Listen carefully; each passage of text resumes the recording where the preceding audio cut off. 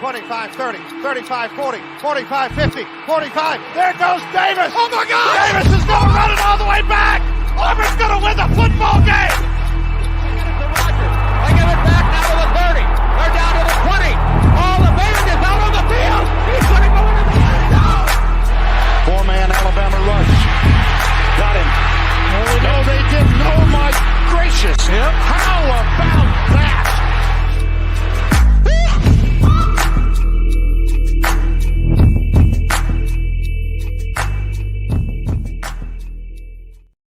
Welcome in, everybody, to the Week 2 live show here on the 3 Technique, a college football podcast at the intersection of the X's and O's and the Jimmies and the Joes. We've got Garrett Turney. We've got Trey Reeves here in Casa de Mason. Guys, it's been a full week for us. Not only did we have a ton of games to cover today, a full slate of football on this Saturday, but we were in the house to watch SMU unfortunately lose to BYU on Friday night, our first credentials.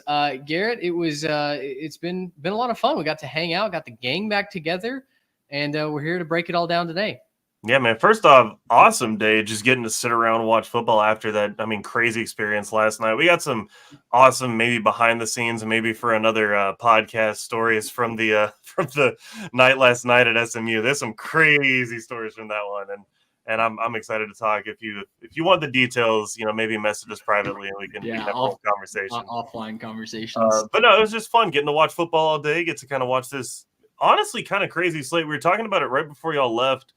We were kind of just sitting saying this was a weird week because there was a really big upset, but there were several almost upsets that just didn't quite pan out.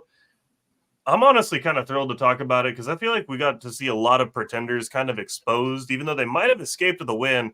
A lot of pretenders get exposed today, and I think that was kind of pretty interesting. So I'm curious to kind of break it down and see what our thoughts are, maybe see what Chad has to say about it as well. Yeah, it was a weird college football Saturday, no doubt about it. A sneaky good betting Saturday, I think, at least for me. I don't know. You did pretty well. Talking about that on the drive back.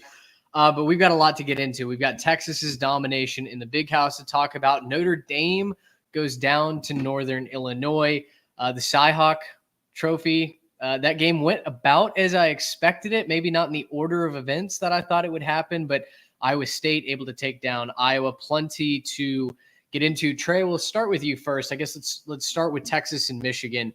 That game wasn't even a contest. At no point was Michigan ever really in that game. It felt like from the very jump, Michigan was playing from behind. What did you see from Texas, and what's your takeaway for both the Longhorns and for the Wolverines? Yeah, as the guy that was driving the Michigan can cover, Michigan can maybe even win this game train on the preview show, I came away very impressed with the Texas Longhorns. And that was just an utter domination from start to finish. From the word go, you could tell that Texas was the better team. There was time and time again, starting from the opening series, you see Michigan just couldn't get off the field on third down. Texas always seemed to have the play to get the third down conversion when they needed it. Michigan was losing guys in coverage, which is extremely uncharacteristic of that defense. And just hats off to Coach Sark in that scheme for getting the guys open. Hats off to Quinn Ewers for playing, I thought, the best game of his entire career at Texas. He stayed clean. He didn't make any big mistakes. He didn't change the game with a missed throw or an interception. So hats off to that entire offensive unit, but really hats off to Quinn Ewers and hats off to that offensive line for just absolutely beating Michigan into submission by halftime. The game was over at halftime. We didn't even put it in our quad box in the second half. We were literally just checking the score because Michigan could do nothing and Texas was doing whatever they wanted. The fumble right before halftime was absolutely inexcusable, but it was just a microcosm of the day for Michigan. And any hope that they had went away after that. So we just didn't even feel the need to turn it on for the second half. Yeah, I got booted pretty quickly. That was a unanimous decision to clean that from the quad box. Garrett, there's now clearly a quarterback controversy up in Michigan. They've been going back and forth between Davis Warren and Alex Orji. It was Warren's team. He was the starter. He's the primary quarterback. He's not very good. That's abundantly clear. There's no rhythm with this offense. The offensive line got bullied by a Texas defensive line that I quite honestly had a lot of questions about. And a lot of people had questions about the interior of the Texas defensive line. They held up well against a running team, a Michigan team that last year just bludgeoned opponents into submission, right? Whatever they wanted on the ground, eventually they got. They wore down Alabama. They wore down Washington in the playoff. This year, different team. A lot of starters gone to the NFL, obviously. But it's clear that there's a little bit of an identity crisis at Michigan offensively, and to the point where the defense couldn't make up any sort of ground for them.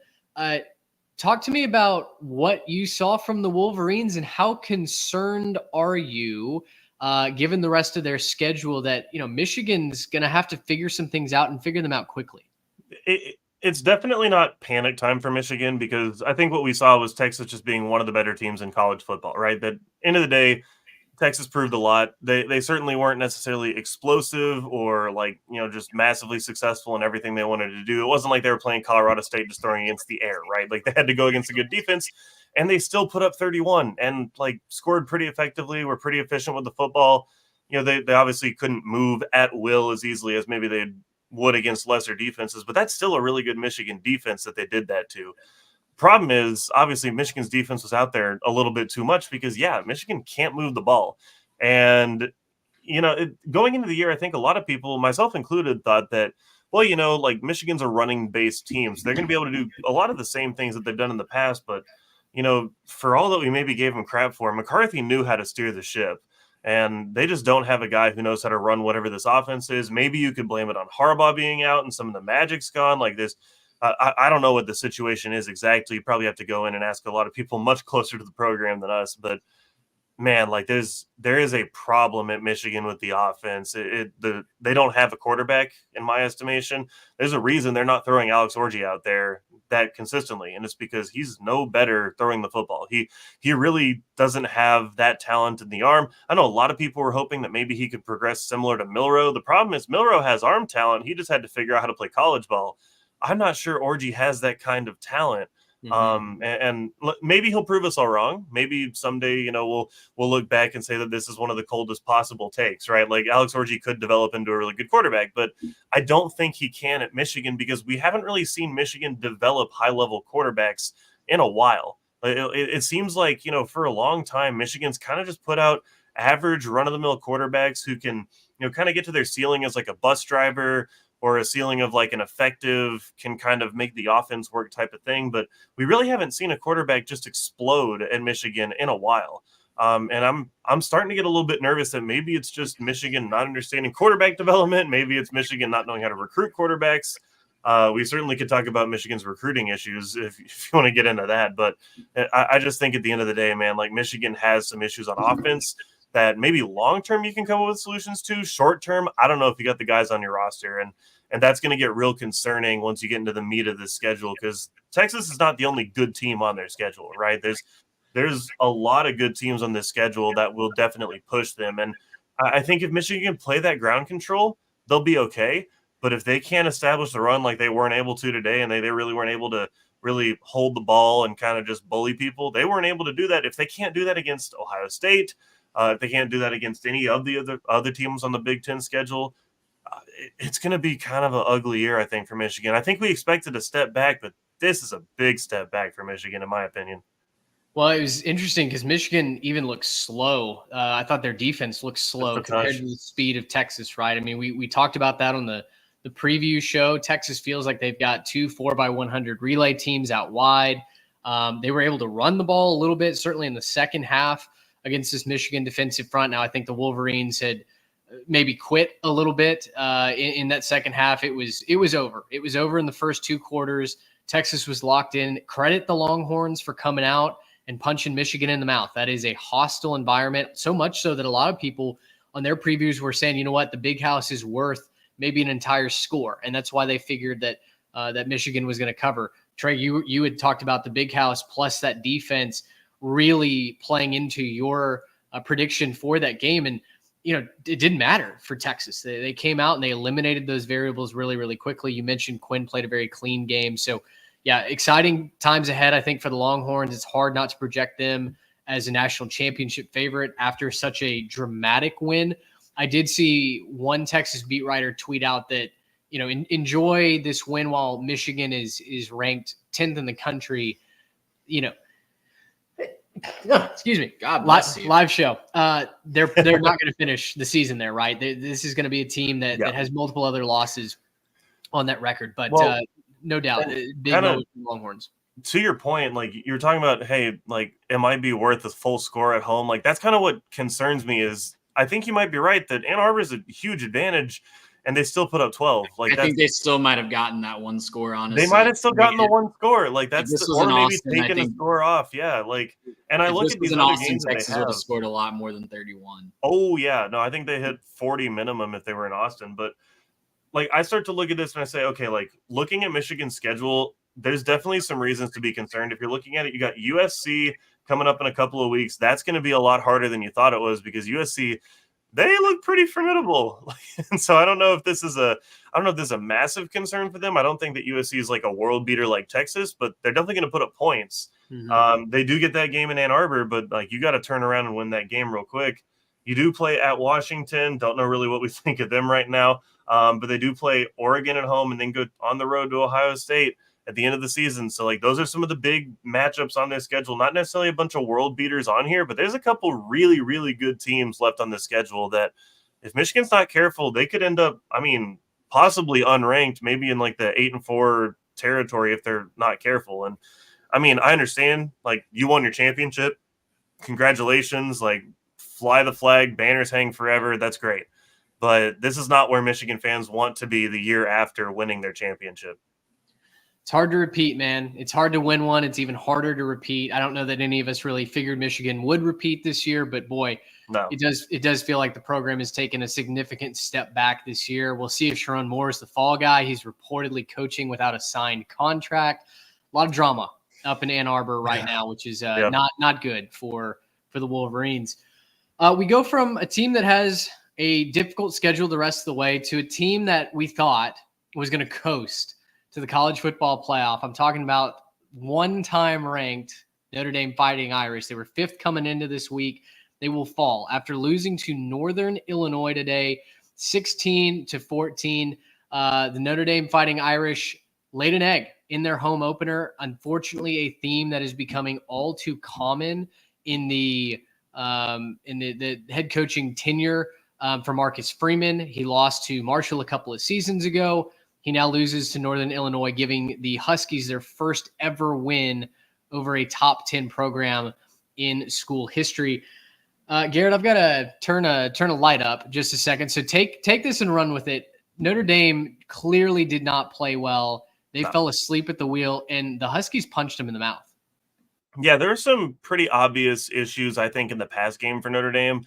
They just really weren't able to be that effective. And I think Riley Leonard's still a good quarterback, but something was wrong. You might have to just chalk this one up to like the massive letdown spot coming out of that game against A&M. But like, come on, you can't come out of that game and then drop it to NIU. Like I looked at their schedule just now, so I'm going to read this out real quick. NIU at Purdue, Miami, Ohio, Louisville, Stanford, at Georgia Tech, versus Navy, Florida State, Virginia, Army, and USC. Out of all those games, I might have picked them to lose to NIU last. Like that was probably the last game on this schedule I expect them to lose. And I don't necessarily think this is indicative of Notre Dame as a team. I think that Notre Dame is still a really good team, still a really good defense, and I think that they'll be a lot better going forward. But man, how do you explain this outside of just fell asleep at the wheel, thought they were going to coast, maybe looking ahead to, something later on their schedule, maybe just thought that they had it made because they won a big game. I really don't know what to say about this other than that. Like, they still played pretty well on defense. You give up 16, that's not a massive number. But, you're doing it against Northern Illinois, who, I expected them to compete in the MAC. I picked them to be one of my championship contenders in the MAC, but that's still the MAC. And, as much as we like MAC football and we'll all be watching MAC football through the season, I don't think any of us would expect Notre Dame to fall to a MAC team, 99 times out of 100. It just so happened that this was that 1 out of 100 times where Northern Illinois found a way to do it. But you got to give them credit. Like, they've played gutsy football, went for it a couple times. Like, the really, gutsy football from from Northern Illinois, and I'm super proud of them. This was the first time they beat a ranked top 10 ranked team in their program's history, so that's massive for them. The coach clearly emotional at the end. He played there, so him getting to have that moment of taking his team that he played for, he put the jersey on for, getting to go and win this huge game for his program. That's awesome for him. And so I don't want this to be overshadowed. Northern Illinois may not factor into the scene of college football for the rest of this season, but today they're on top of the world. They beat Notre Dame and put maybe a massive damper on their season.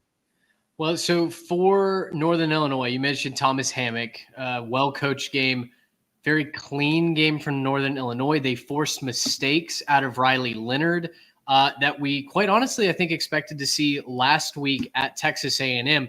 Right. Riley Leonard is not a prototypical quarterback. He's not going to throw the ball deep down the field. He's not someone who's going to spread it out and be able to beat you normally through the air. He relies on his athleticism. Felt like Northern Illinois took that away today. They got pressure on the quarterback.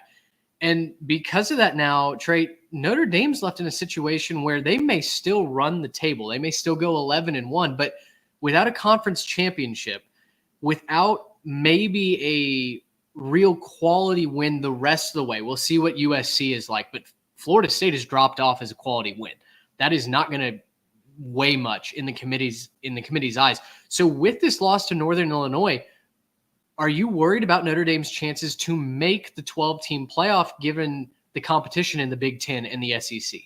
Yeah, I mean, their chances went down significantly, right? Like, I don't think anyone can sit here and say that they are in a good place when it comes to the college football playoff after this loss.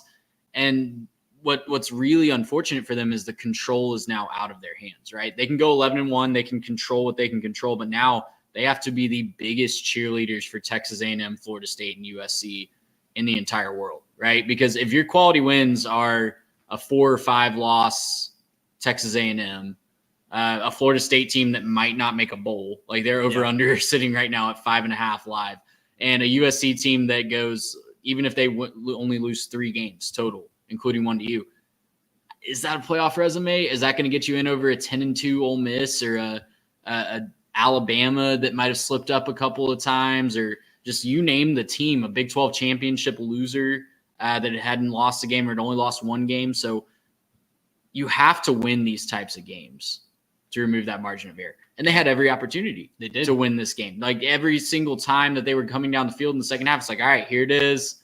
They'll punch it in. They'll kick a field goal. They'll get where they need to go. Even on the last drive, it seemed like there was going to be an opportunity to get a little bit closer and kick a game-winning field goal. But, man, they have no one to blame but themselves. They have nowhere to look but right in the mirror to come to a solution about this. It's really just dumbfounding how they can come out and be so focused. I sat here on this show a week ago and said, man, I'm so impressed with how Marcus Freeman had his team focused. No one was looking up in the stands. They had 1 procedural penalty all night, no turnovers, just hats off to that. And then you turn around and just like a completely different team showed up in South Bend today for the home opener. Like it happens quite a bit in college football, but every single time it happens on this scale, week after, like back-to-back weeks, it never ceases to amaze me. Yeah, how Jekyll and Hyde a team can be. Well, and unfortunately, this Jekyll and Hyde dance, it's becoming somewhat common in the Marcus Freeman era, right? Like I led this off with, he loses some of these games. He's quickly becoming a coach who actually can win the big game when it feels like everything in the world is against them. But then as soon as the spotlight is off of them, as soon as it's not a top 25 opponent, suddenly Notre Dame is prone to these slip-ups. And, it wasn't a great start to his coaching career in year 1. They lose to Marshall. They always seem to have these moments throughout his coaching tenure. And I'll tell you what, it's unfortunate, but Freeman's press conferences after a win are inspiring. It seems like they rally the team and the fan base together. Afterwards, it seems, after losses, I should say, it seems like he says the wrong thing. So today, everyone was grasping on to the straw that he said, well, that we didn't play like we needed to. This isn't, or what did he say? This is becoming all too common. And it's like, yeah, that's the issue, Marcus. That's That's your job. That's your fault. Yeah. If it's that common, here's the thing. Like, if it's that common of an occurrence, like, that's not a player situation. That's not a we just didn't game plan for it situation. Like, that's a culture problem. That's a game prep problem. That's a practice problem. That's all on the head coach. You can't keep doing that.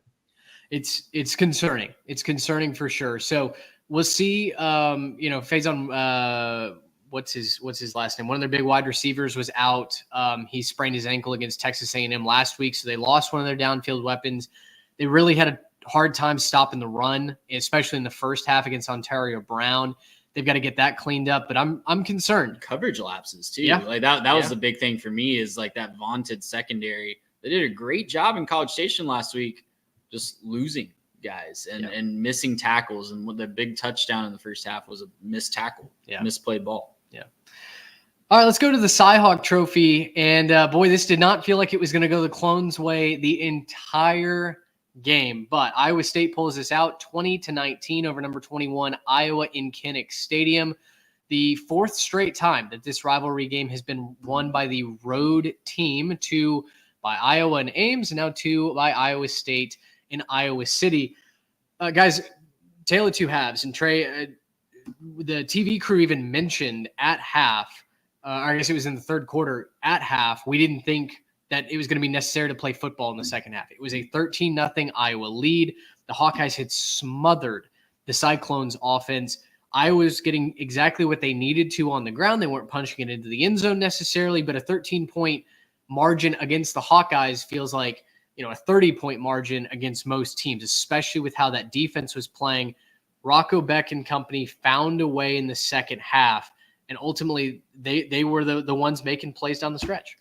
Yeah, and I had to chuckle at the comments from Brad and Gary, because it was so obvious they'd never seen a Cy-Hawk game in their entire lives, because it was playing out exactly like it always does. It's slow, and then something crazy is going to happen. And that something crazy was Iowa State woke up and just found a great game plan in the second half. The blocking scheme looked a lot better after halftime. They were able to run the ball consistently, and Rocco Beck at times just put the team on his back and said, we're going to win this ball game, especially down the stretch there. So thought Iowa got a little too conservative down the stretch, which, that's like the pot calling the kettle black. But I thought there was a lot of opportunities for Iowa to ice that game away, and they just left them with a little too much time to kick a game-winning field goal there at the end. And Iowa State, to their credit, was happy to take advantage of that.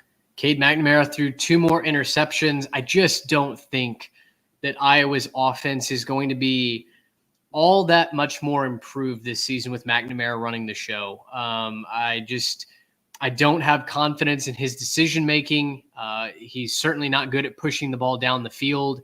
And even though Iowa was able to run the ball for massive chunks at a time, I mean, Iowa State couldn't defend the run against North Dakota last week. They really couldn't defend the run consistently against the Hawks. But, boy, when they needed to bow up, they were the physical embodiment of bend, don't break. They kept forcing field goals from the Hawkeyes, and now Iowa State has a very quality win. They've got the rivalry trophy. They've got a ton of momentum, I feel like, as they get ready for Big 12 play. And we'll talk about in just a second. Oklahoma State struggled today. Kansas State struggled today. Iowa State's not going to be anybody's favorite. Utah might have lost Cam Rising again for an extended amount of time with a finger injury. Iowa State's not going to be anybody's favorite to get to Arlington. But if they can continue to win games in this fashion, there are no pictures in the scorecard, right? That's the saying in golf. There are going to be no visual criteria for who gets to Arlington and who doesn't. It's going to come down to wins and losses, and Iowa State might be one of those teams that can accumulate enough wins to play for a conference championship. Garrett, let's go to Charlotte, where I believe this one might have gone final. I had it at 51-10 as we hit live here. Tennessee blows out North Carolina State. I think all of us had agreed that Tennessee was going to win this game outright, if not cover the spread, which was +8, I believe, depending on where you looked. But they blew NC State out. A lot of the praise and the credit will go to Nico and in that offense again. But, boy, the defense swarmed the Wolfpack. Grayson McCall had no time to do anything. He turns the ball over I believe 3 times in tonight's game. Tennessee looks like a very, very good football team. Yeah, Tennessee, you can officially put the SEC on notice. They're dangerous. And after watching a couple of those SEC performances tonight, Tennessee has a very good inside track to possibly making it to Atlanta because they have an offense that can run with anybody right now. They are clicking on all cylinders. I know that last week we kind of said, like, okay, Tennessee, like, it looked really good. It looked really professional, right? It looked nice and crisp, but, who are they really playing? Well, they went up against a pretty solid defense in NC State and, blew them out of the water. And so, for my money, I think that Tennessee is probably going to be one of my new kind of top teams that I'm looking at in the SEC. I wasn't as high on them as a lot of people were in the preseason, but I'm certainly going to join that Tennessee bandwagon here towards the end of the season a little bit. I'm just kind of blown away by what Tennessee is able to do. It still doesn't feel real, right? Like, it still doesn't feel like Tennessee went out there and just whooped up on NC State like that, because I think a lot of times we were just kind of watching the game and it was like, okay, yeah, they're just kind of playing, they're just kind of going back and forth, and then you would look up and it's like, oh, another massive pass or like a huge bomb, or there's one where, like, I think it was towards the end to really put them up by a bunch where he hits a guy that's wide open in the middle of the field, and I was like, oh no, Wolfpack, what are we doing? just kind of very sad for the Wolfpack. And look, end of the day, like, this was just a huge win. Again, neutral field, but it was in the Carolinas, and so you kind of go to their place and take it to them. I was very, very impressed. And again, the box score, nothing's necessarily going to pop out to you. Nico with 211. Samson had a good day on the ground, 132. But outside of that, nothing necessarily shocking or mind-blowing. It was just everybody involved, everybody making plays, everything clicking on all cylinders. Tennessee's hot, man, and they're going to stay hot for a little while.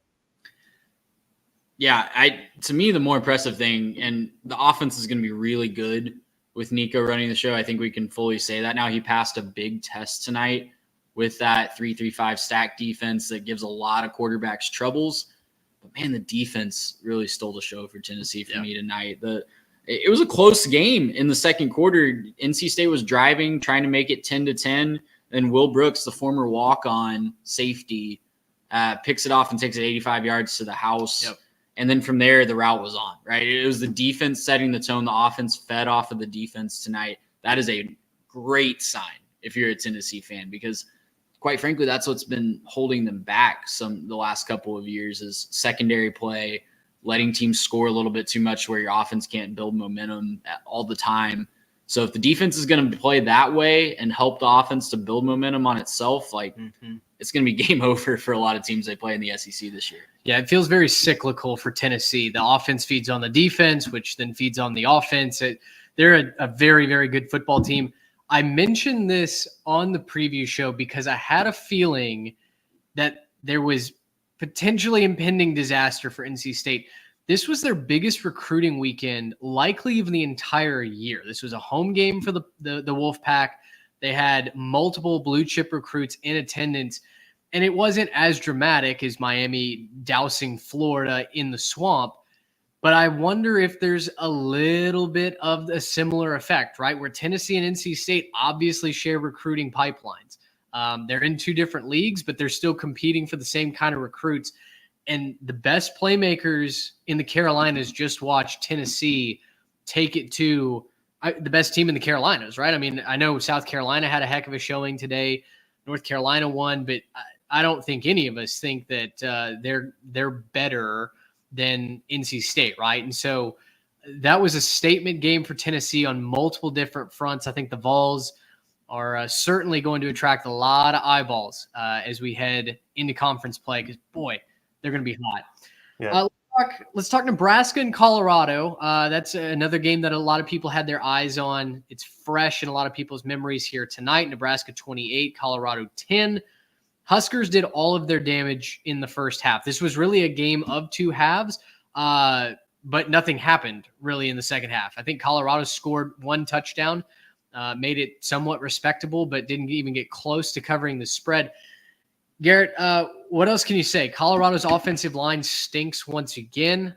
They gave up 6 sacks, 10 tackles for loss tonight. Shadur's running for his life. if Colorado can't turn a game into a 7-on-7 matchup, they're going to lose. Yeah, well, and the problem was even at the 7-on-7 stuff, like Nebraska was kind of kicking their tails all night. Like they were beating them on the defensive side a bunch. Yeah, they were like running pretty well, but Rayola had a pretty good game. It kind of felt like they took their foot off the gas in the second half and just kind of were like, yeah, we won this one. Let's not get anybody hurt. Let's not show anything on tape for, when we have to play somebody real later in the season. And like that's almost like what it seemed like to me, just looking at it. It seemed like they were just like, all right, we're good. We got the win. Let's stop. And again, like I'm so sorry to all of our any Colorado fans that are watching this pod. I don't know how you would have made it to this point by now because we haven't been particularly nice to your team, but it's just the whole fan base once again saying, this is where we are as a program. This is where we expect to be. And like, once again, like you just don't have it on the lines of scrimmage. We tried to kind of warn you and tell you like, hey, you got some skill position guys, but it ain't there in the line of scrimmage. Like we were told they got the guys through the transfer portal. They loaded up in the transfer portal. They got big time tackles. Those guys weren't playing like big time tackles tonight. And, I think maybe it's just Nebraska being a much better team. I'm very high on Nebraska. A lot of people know that. I picked them as one of my darlings this year. I think Nebraska goes and has a great season. However, I didn't see anything that told me that Nebraska was just an elite level team and Colorado was good, but just losing. It kind of looked like Nebraska was good and Colorado just kind of wasn't good. They just didn't look like a very good team. So I think we learned a lot tonight, but I also think to some degree we just kind of learned that what we thought was true is true, right? There's a lot of stuff early in the season that surprises you. This one, not something that surprised me. Well, and you got to do a lot of soul searching if you're Colorado, right? To go, I know you're on the road. It's a big rivalry game, but yeah, and it was a typical second half. I don't know how much of that was just adjusting the play calling for how ahead they were, and like you said, Garrett, just not really playing extremely conservatively in the second half with the 4-touchdown lead. But man, to lose by 18 to a team that, yes, they're at home, yes, they have a really good defense, but they have a quarterback making his second career start. That's an 18-year-old kid. Like, you got to do some soul searching if you're Colorado. And the next three, fascinating to me. You go to Colorado State, host Baylor, and go to UCF.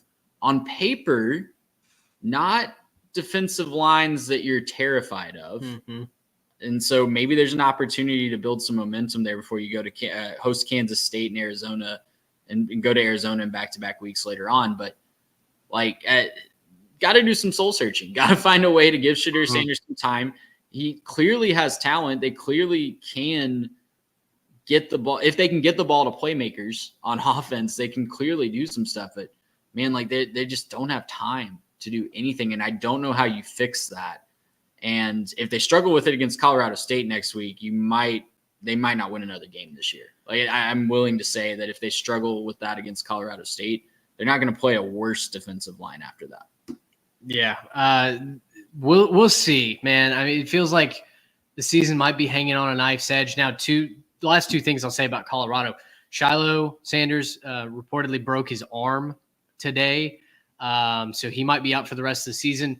Shedeur left the field with 2 minutes left on the clock. He quit on this game.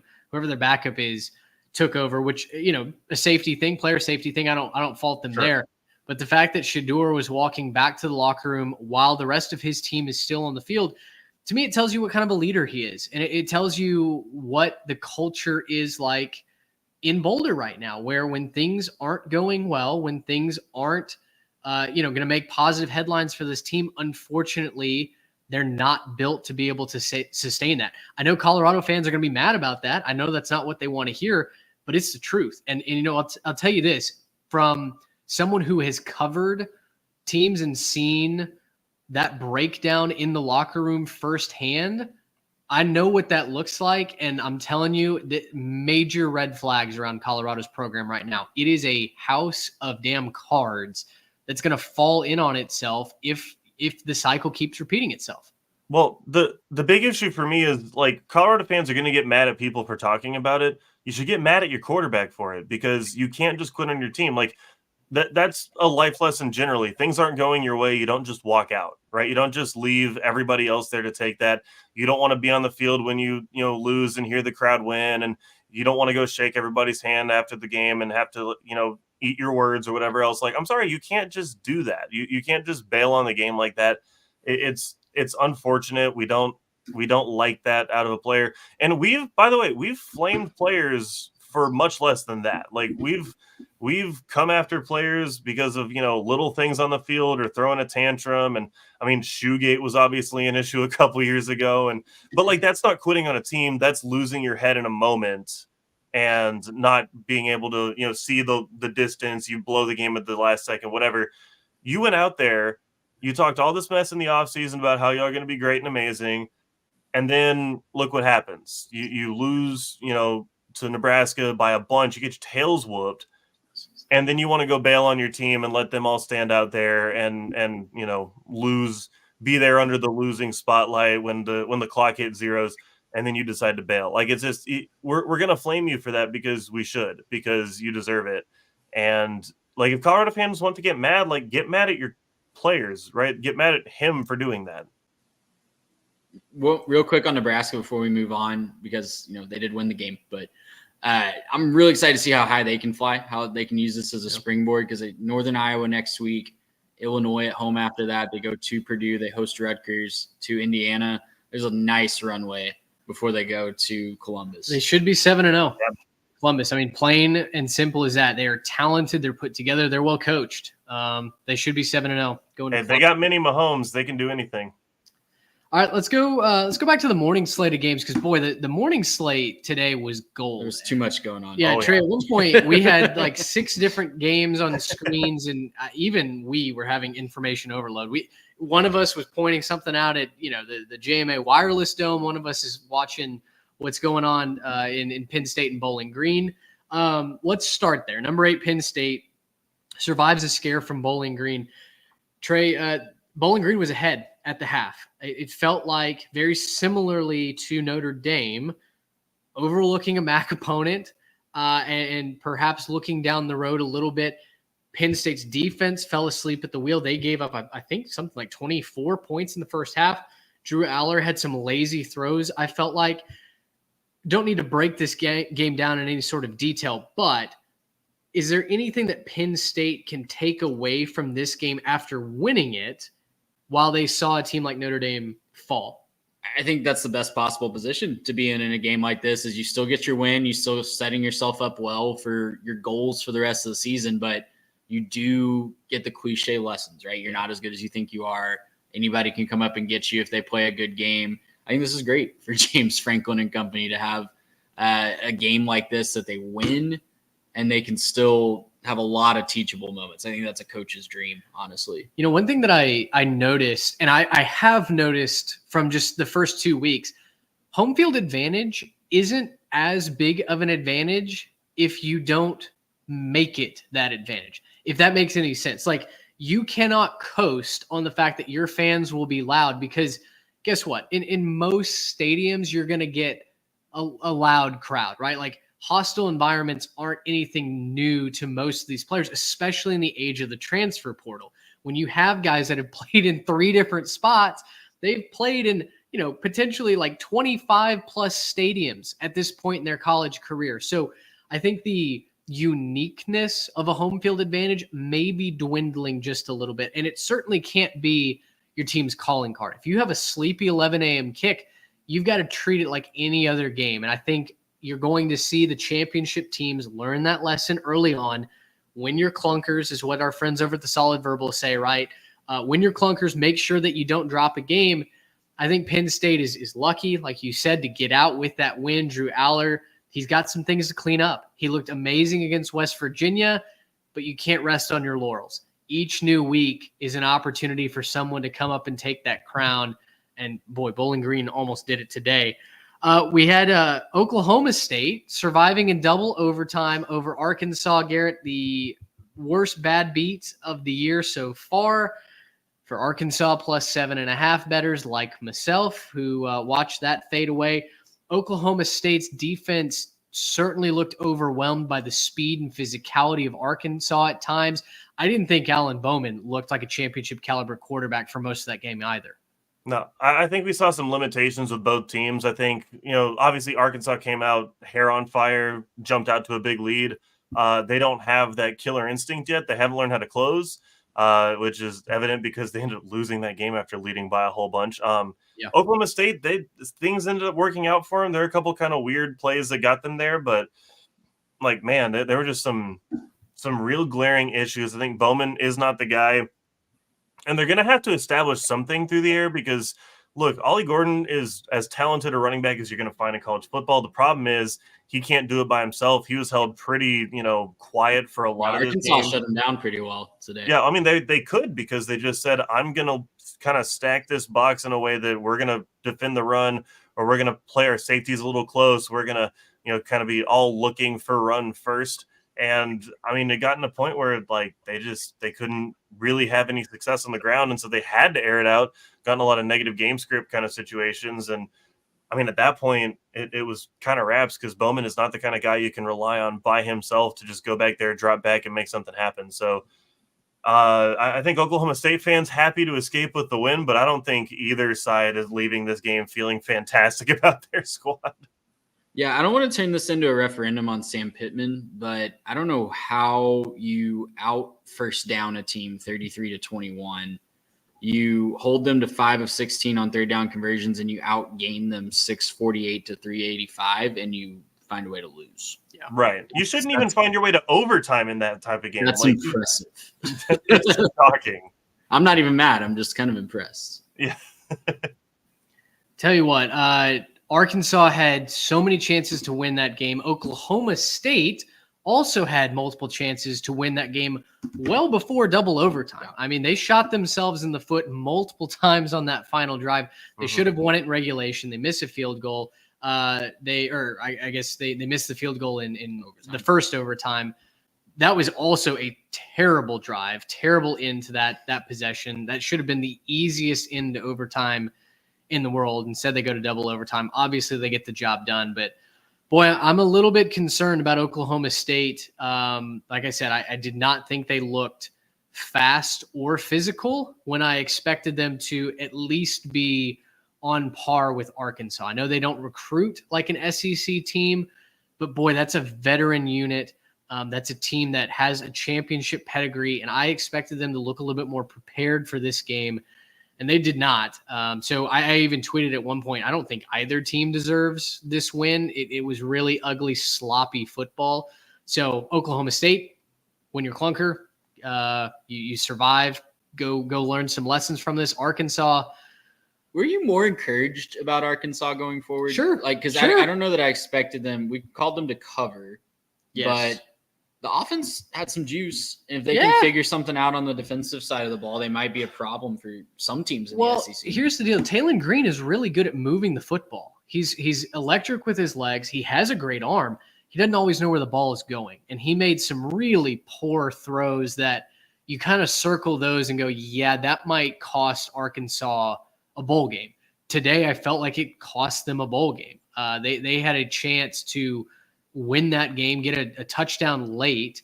They had a chance on the final drive to get into the end zone, and they mismanaged that clock so poorly. It felt like the moment was too big for Taylon Green at times. But yeah, I think overall you should be really encouraged if you're a Hog fan about the offense. Bobby Petrino's being allowed to cook.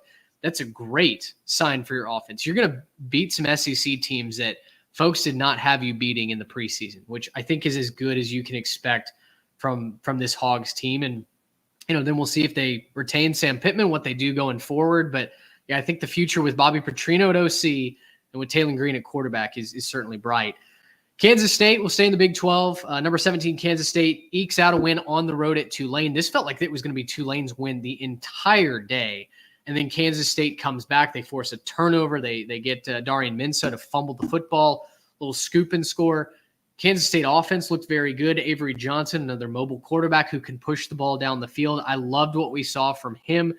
My concern in this game was Kansas State's defense. They left some massive holes for the Tulane offense to work the ball, especially throwing it down the field.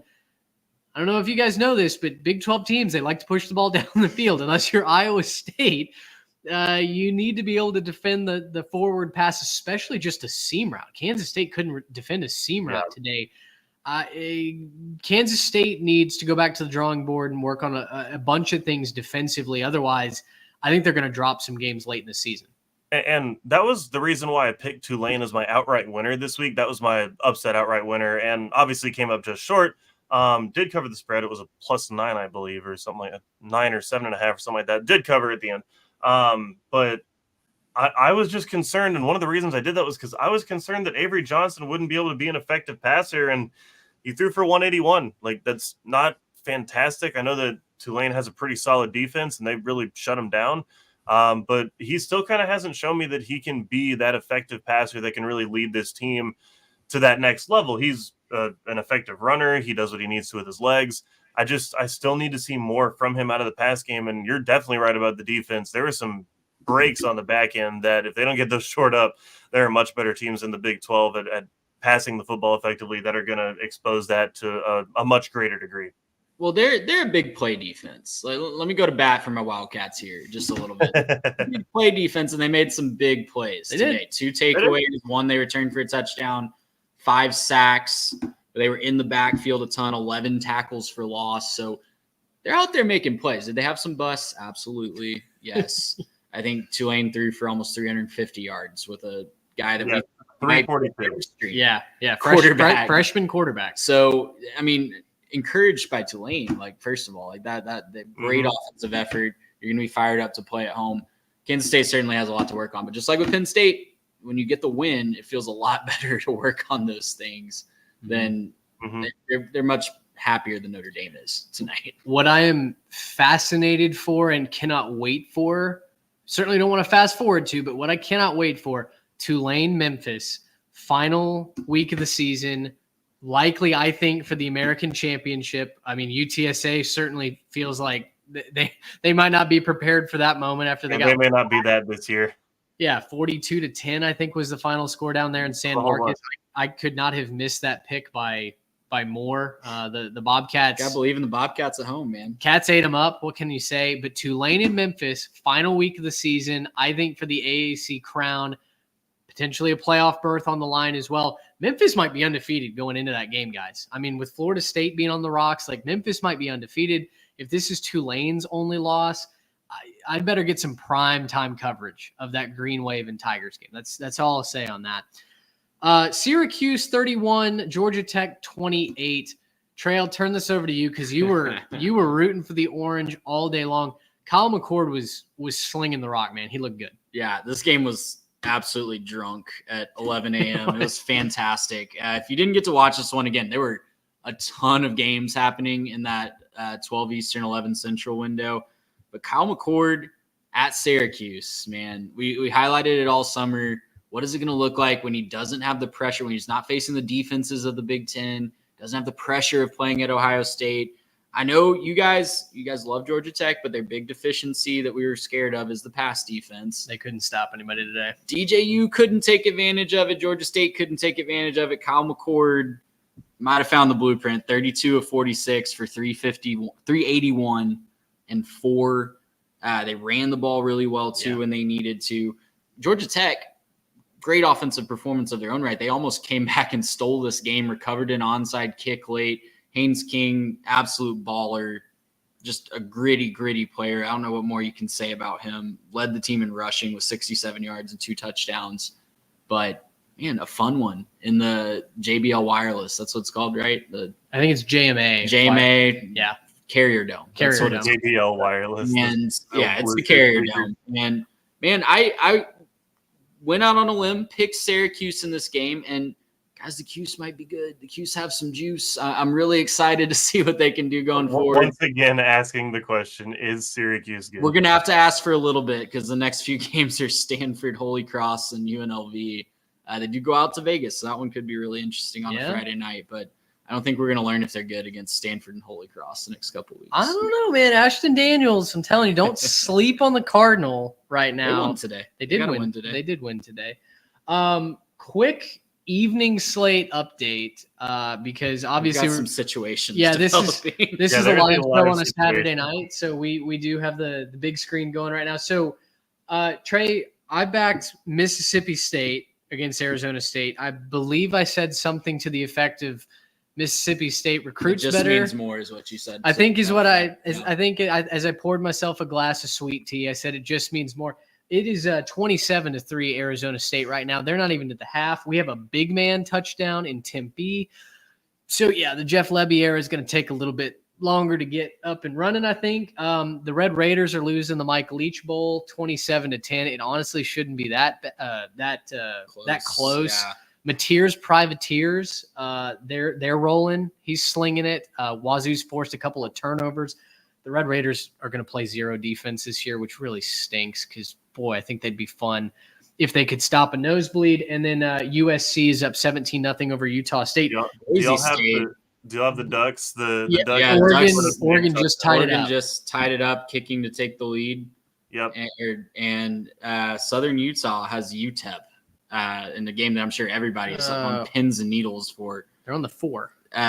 With 8 seconds left, 3rd and goal for UTEP, trying to tie the game. Southern Utah up 24-17. Liberty down 17-9 at the half to New Mexico State. Again, if you're listening to the podcast on Sunday or Monday, this is no help to you. You already know the final score here, but listen to the leftovers where we will talk about a good chunk of those games exactly. on Monday night. Shameless plug for our Monday show as well that we've thrown into the mix. So there you go. There's a little bit of it's not the Pac-12 after dark. It's Big 12 after dark, Big 10 after dark.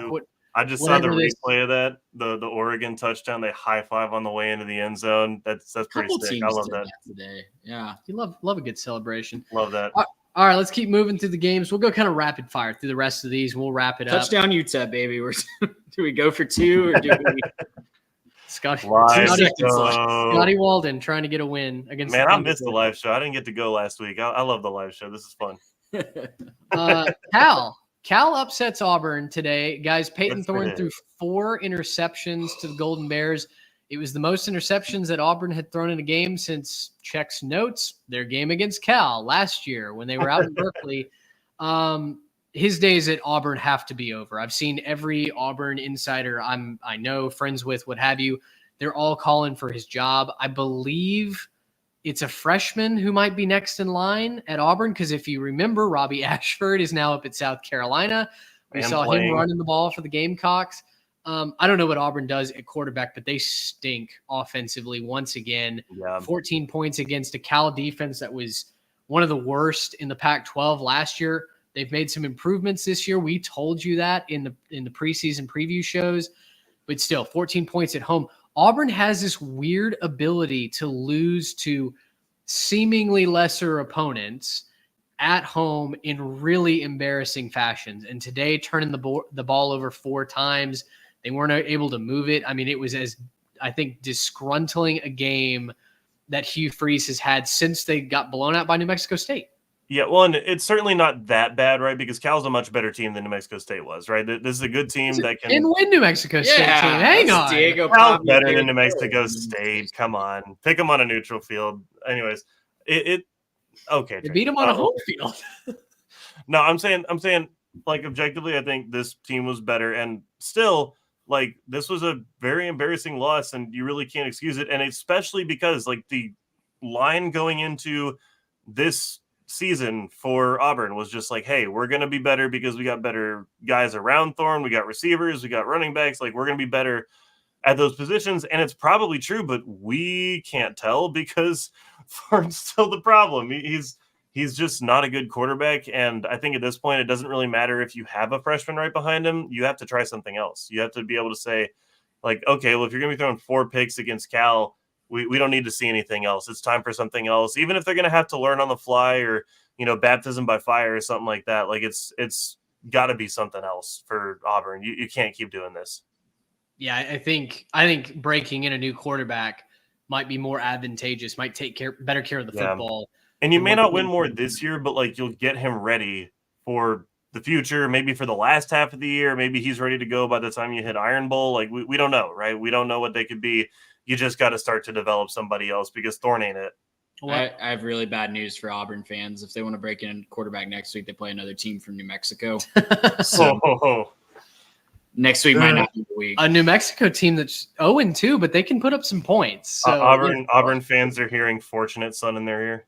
It's the worst kept secret in college football recruiting. Deuce Knight's going to flip to Auburn, so there's a chance that they have a very talented blue chip quarterback who can take over from day one of the program next season. I think that's what a lot of Tiger fans are going to hope for. Yeah. Clemson 66-20 over App State. I believe that game had gone final. Last I saw, Cade Klubnik has his bounce back game that we were calling for tonight. 24-26, 378 yards through the air, 5 touchdowns through the air. He ran 2 more in.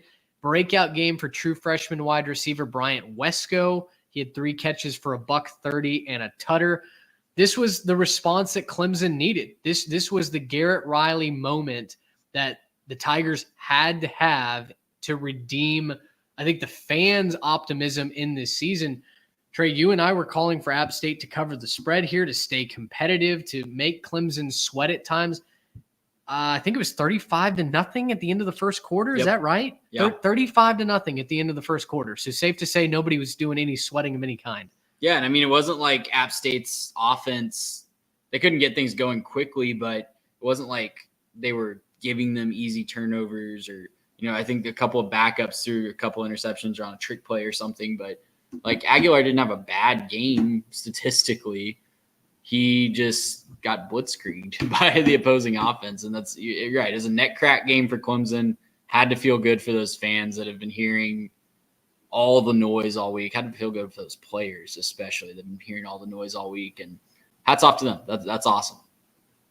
Elsewhere, Alabama wins 42-16 over No, they didn't. South Florida. We all know score is a lie. We all know that final score is, greatly exaggerated. This was a 1-score game deep into the fourth quarter. South Florida had the Tide on the rocks. At one point, South Florida had run for something like 150 yards. Alabama had run for just 42. They were turning the ball over deep in Bowl territory. This was nearly a disastrous unveiling of Saban Field with the legend himself in attendance. Alabama obviously redeems it late, but boy, the Tide did not look impenetrable against South Florida for the second straight year. Yeah, I don't think Alabama's going to be adding the Bulls to the schedule anytime soon. They don't want no part of South Florida going forward. But again, win the tough ones, grind it out. As our friends at the Solid Variable say, win your clunkers and move on to next week.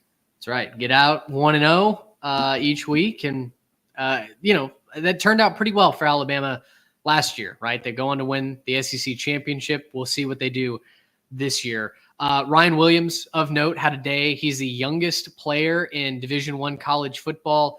Had himself a nice little breakout game, couple of touchdowns, I do believe. And Byron Brown, the story for South Florida. He can do it with his arm. He can do it with his legs. He's going to look a whole lot better when he's not taking on an Alabama secondary. So, again, if you don't already know the name Byron Brown, look him up. Tremendous talent. South Florida is going to be a lot of fun all season long. Rapid fire to conclude the last couple games of note. You guys can add anything that you had as well. Michigan State beats Maryland. Illinois beats Kansas. Trey, both of those lines on the preview pod, we told you stay away from those. Both of those lines stunk. And sure enough, those lines were funky for a reason. The teams that we thought initially had no chance in that game, they win outright for Michigan State. They hold Maryland in check. Illinois turned Jalen Daniels over 3 times in that game. Daniels was making some terrible decisions. Yeah.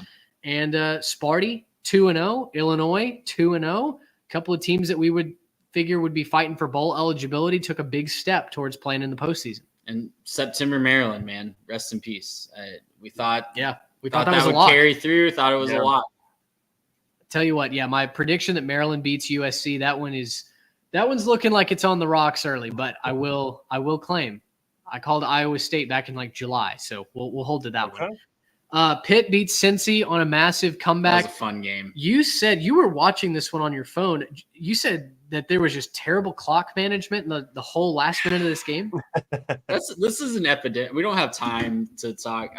Maybe our friends that are still on the live show right now want to hear my dissertation on the state of clock management in college football. It's not good. It's not good.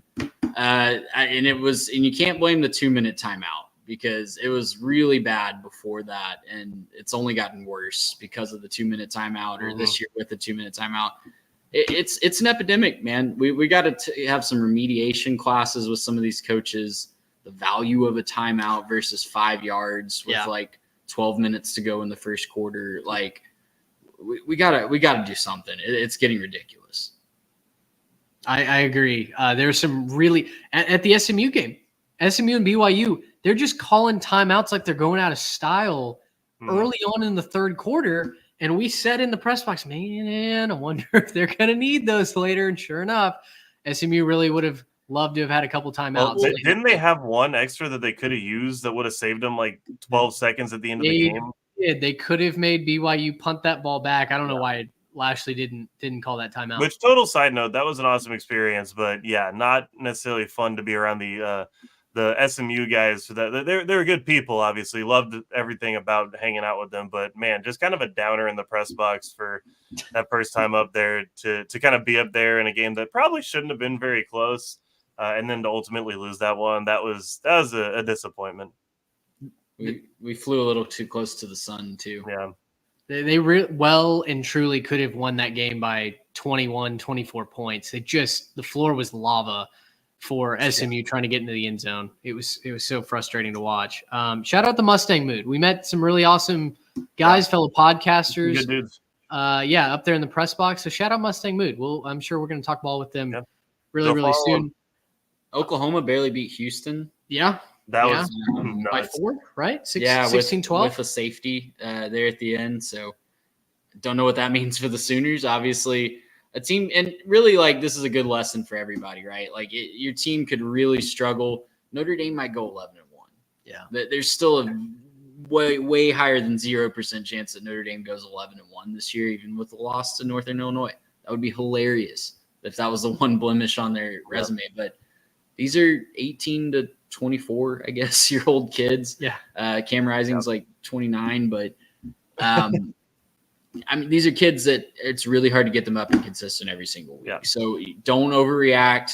If it becomes a trend, obviously you can react, but Oklahoma, that might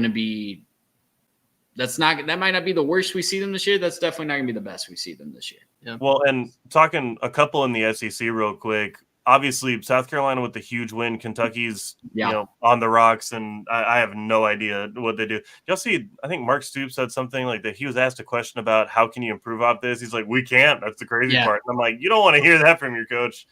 We got 10 more games, brother. You got to come up with 10 more. Like, you can't improve on that? Okay. But then I also wanted to shout out A&M and Florida, both coming off of disappointing offensive performances to put up a bunch of points. Yes, it was against nobody, but like to watch your offenses work. DJ Lagway looked really good for Florida. That'll be a fun one to watch coming up next, and that'll be a fun game to kind of break down with both these teams kind of disappointing the first week, plays nobody second week, looks really good. Now we have to really start to wonder what's that game going to look like.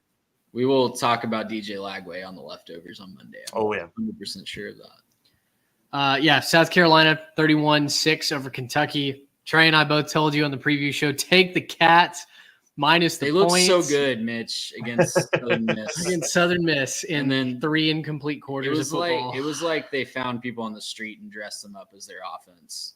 Yeah, I mean, came out there against Southern Miss. I don't know what. It looked bad. Brock Vandergriff was 3 of 10 for 30 yards and a pick. So not exactly what he showed against the Eagles last week. Yeah, really disappointing there. I don't know that I have a ton else. Idaho beats Wyoming. Yeah. Wyoming is bad this year, which stinks. The Craig Bowl era is well and truly over, and Wyoming's got to start over. We mentioned it earlier, but Texas State whoops UTSA. First win for Texas State over the Roadrunners in program history. They're now 1-5. So, UTSA fans were taking it hard on Twitter. Texas State fans obviously running it up. But a good win in the I-35 rivalry for the Cats. And Virginia Tech, they bounced back over Marshall 31-14. So anything else? Any other notes from you guys? I'm watching this Boise State Oregon game like a hawk tonight, and tie game right now. That's crazy. Tie game. Liberty, New Mexico State. Liberty's playoff run could be over week 2. I think they would do the college football playoff committee a favor just by losing right now. I agree. Do they have App State next week? Is that right? 2 weeks. 2 weeks. Yeah. 2 weeks. Okay. Yeah. All right. Well, I will say one thing right before we wrap. Love everybody for staying up with us, hanging out with us. It was super, super fun. Got loads of people on the Twitter side right now. If you guys haven't subscribed to the YouTube, you're just wrong. So why don't you head over there real quick, subscribe to the YouTube. You're missing out on a lot of content. We post stuff pretty much every single day. So head on over there, subscribe real quick. You'll be sure to hit this. Make sure that you're jumping in chat for nights like this. We're doing this all season long. So we want y'all to be a part of it. We want y'all to hang out with us. Love the engagement tonight. Love a bunch of what y'all were doing in chat. So just wanted to kind of keep shouting that out and saying we want y'all to keep staying here, but you got to keep it locked. Got to subscribe. So head over to our YouTube real quick at 3Tech Pod. Subscribe. It's going to be fun. You heard the man. We'll be back on Monday. Trey will have the leftovers episode, and then we'll have our week 3 preview. Maybe not the best slate, but you know what? That's what we were told about this week too. And we had a bunch of bangers, a bunch of fantastic games. So we will absolutely have a preview for you come Thursday morning. Subscribe to the YouTube, social medias at 3Tech Pod, our Substack as well. You can find us if you want the written word. And we'd love to have you be a part of the Jimmies and the Joes. For Garrett Turney, Trey Reeves, I'm Mitch Mason. Thanks so much for hanging out with us on a Saturday night. Until next time, so long, everybody. Gracious him. How about